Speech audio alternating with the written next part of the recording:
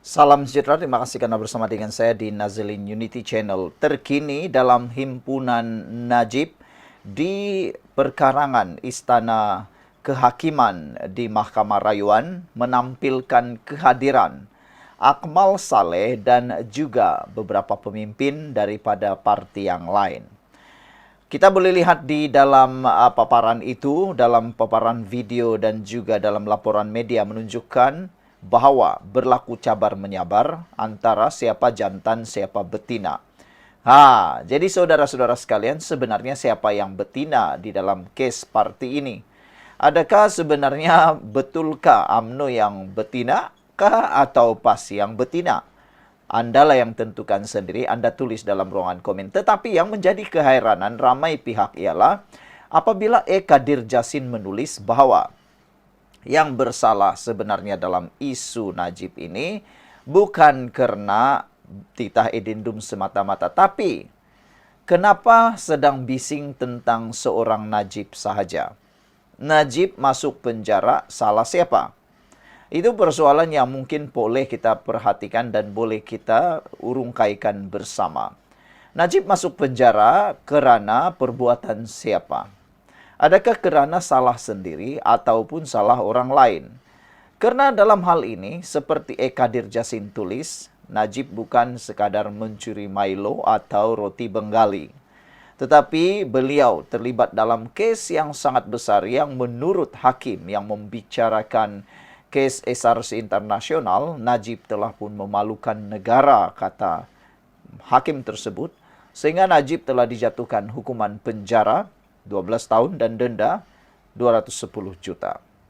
Dengan itu, kenapa pula tiba-tiba hanya karena Najib, orang nak berhimpun mempertahankan seorang banduan? Kenapa seorang banduan begitu beria-ia sangat nak diambil peluang, nak ditunggang oleh beberapa pihak tertentu. Khususnya yang paling ketara sekali mau mengambil kesempatan untuk demo Najib ini ialah PAS. PAS selama ini diam-diam ubi tak berisi. Tiada apa-apa cerita tentang Najib. Bahkan mereka lah yang memperjuangkan habis-habisan untuk Najib dibicarakan dan dipenjarakan. Tapi ketika saat titah edendum menjadi panas, mereka pula yang jadi hero. Padahal yang sepatutnya berjuang adalah UMNO.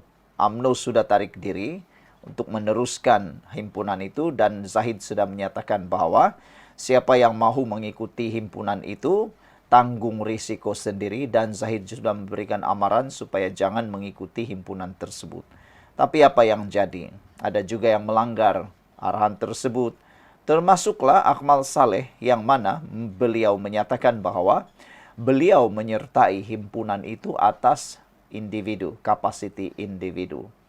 Jadi saudara-saudara sekalian, pada pendapat Anda, berjayakah objektif himpunan demo Najib ini? Yaitu untuk mendapatkan kesahihan, benarkah ada titah edendum tersebut? Kalau memang ada benar pun, apalah yang boleh dilakukan? Karena menurut beberapa pengamal undang-undang di Malaysia, walaupun titah edendum itu ada, tidaklah dapat Najib dapat dikuasakan serta-merta untuk keluar daripada penjara dan melalui hukuman penjara tahanan di rumah. Dan ada lagi beberapa peguam menyatakan bahawa kalaupun Najib keluar daripada tahanan penjara dan ditahan di rumah, dia bukan seperti yang selalu Anda bayangkan. Najib tidak akan bebas dalam rumah beliau dan silap-silap hari bulan, beliau dihantar ke bangunan yang diwartakan oleh kerajaan atau pihak berkuasa sebagai penjara. Kalau dihantar di sebuah rumah, rumah itu akan diubah suai sehingga wujud seperti penjara. Bezanya, beliau hanya tinggal seorang tanpa bantuan yang lain. Tetapi selebihnya masih dalam kawalan ketat.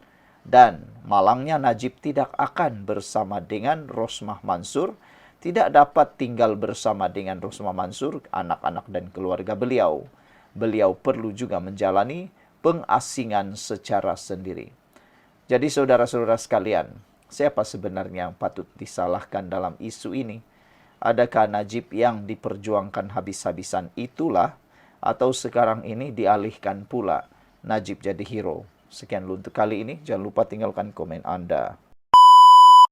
Salam sejahtera, terima kasih karena bersama dengan saya di Nazilin Unity Channel. Pendek saja kali ini, akhirnya Zahid bersuara. Ahli UMNO yang mau demo Solidarity Najib tanggung risiko sendiri.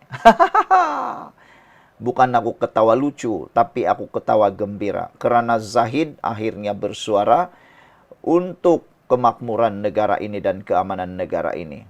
Bagus, kita ucapkan tahniah syabas kepada timbalan Perdana Menteri kita ini.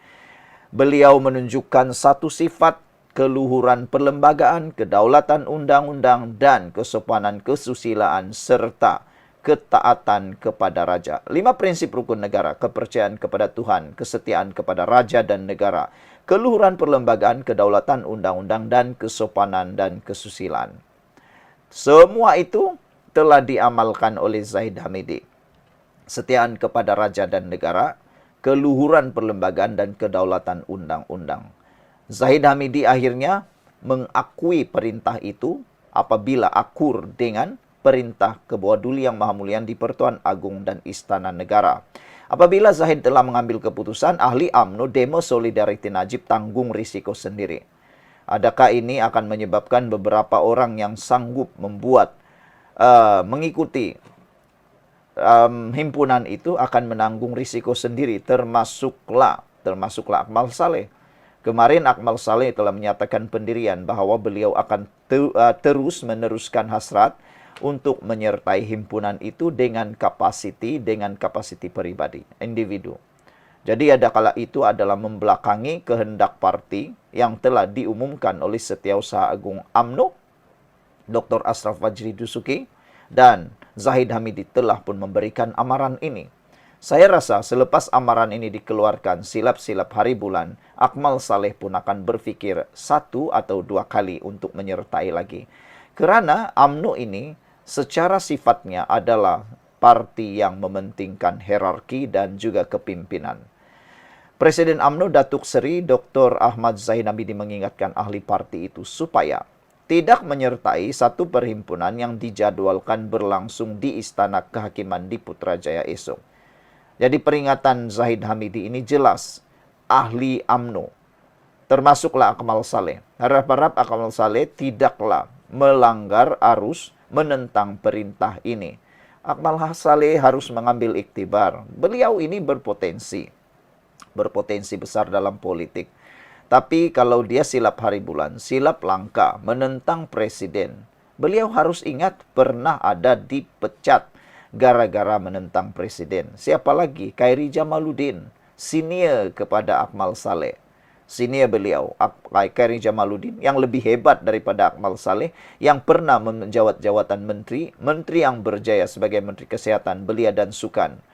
Tapi tetap dipecat. Apalagi Akmal Saleh yang hanya sekadar exco dan hanya sekadar adun, belum pernah jadi ahli parlimen.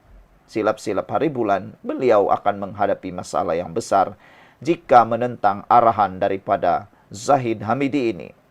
Timbalan Perdana Menteri itu juga berkata, mana-mana ahli yang masih mahu menyertai perhimpunan tersebut perlu menanggung sendiri sebarang risiko yang dihadapi.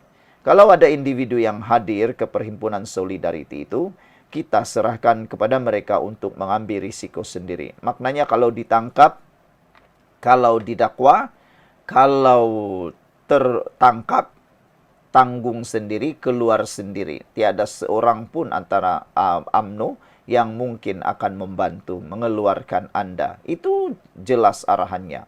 Dalam hal itu kita harap tidak ada penganjur-penganjur daripada mana-mana bahagian atau cawangan UMNO yang turut terlibat secara rasmi di perhimpunan tersebut. Katanya kepada pemberita selepas merasmikan Kualit Cafe at Universiti Kebangsaan Malaysia UKM Bangi hari ini.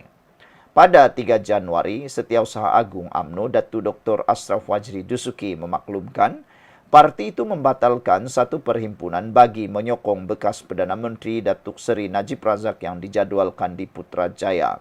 Pembatalan itu dibuat selepas Istana Negara memaklumkan permohonan pengampunan atau pengurangan hukuman bagi mana-mana banduan hendaklah dikemukakan sendiri oleh banduan berkenaan untuk dipertimbangkan lembaga pengampunan yang dipengerusikan yang di-Pertuan Agong.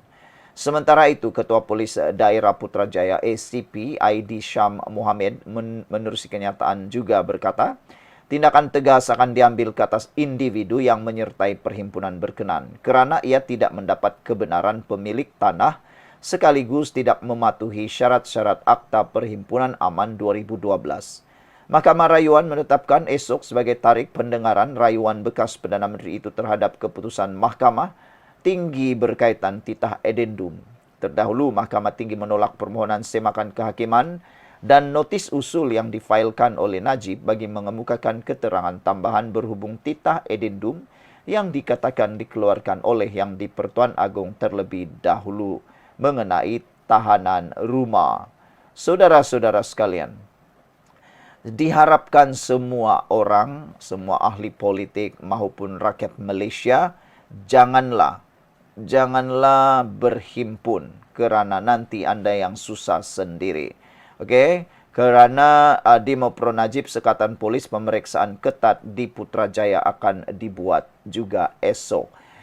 Sebelum ini UMNO telah membatalkan himpunan Solidariti Najib dan juga satu laporan juga untuk anda mengambil tahu demo pro Najib Sekatan Polis pemeriksaan ketat diadakan di Putrajaya esok. Polis akan melakukan sekatan jalan di sekitar Putrajaya dan melakukan pemeriksaan terhadap setiap individu yang memasuki pusat pentadbiran itu menjelang perhimpunan yang dirancang esok. Ketua Polis Daerah Putrajaya ID Syam Mohamed mengulangi amaran pihak berkuasa supaya orang ramai tidak menyertai perhimpunan di Istana Kehakiman. Anjuran parti-parti politik bagi menunjukkan sokongan kepada bekas Perdana Menteri Najib Razak yang dipenjarakan. Orang ramai dilarang untuk menyertai perhimpunan aman esok di Putrajaya kerana perhimpunan tersebut tidak mendapat kebenaran dari pemilik tanah sekaligus tidak mematuhi syarat-syarat seperti yang termaktub dalam Akta Perhimpunan Aman 2012. Pihak polis akan mengambil tindakan tegas ke atas mana-mana orang yang menyertai himpunan tersebut kerana ia melanggar undang-undang sedia ada. Pihak polis juga akan mendirikan beberapa sekatan jalan raya di jalan-jalan masuk ke Putrajaya dan akan membuat pemeriksaan yang ketat ke atas semua orang yang akan memasuki kawasan Putrajaya esok.